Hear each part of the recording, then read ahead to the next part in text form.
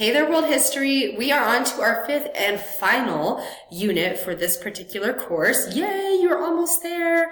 And now is the time where all these changes that we've been talking about, all these kind of new ideas and thinking are going to come to a head and what we like to refer to as the age of revolution. Okay. All these ideas, they're pretty amazing, right? And we're going to actually start them just a little bit. So first we have lots more new ideas. That's right, new ideas with the scientific revolution. We finally figured out that the universe is heliocentric, like the sun's in the middle, and we're not all that in a bag of chips, I guess. We're going to see the role of absolute monarchs pop up as well, and how this affects political and social climates of Europe. And then once all of these ideas have been circulated, even more start to pop up. There's new ideas on the political order with some of my favorite, the Enlightenment. You're going to have a good time, I swear. And now, like, questioning the established monarchs, the established political order, that's what we're going to start looking into. And voila, and I say that with my French term, right? That's so funny. Not really.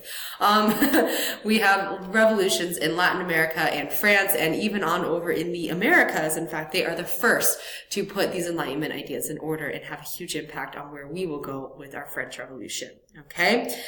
As always, you have your essential questions, your learning objectives stated for you down below, and please let me know if you have any questions. I look forward to this final unit with you guys. We're almost there. Thank you.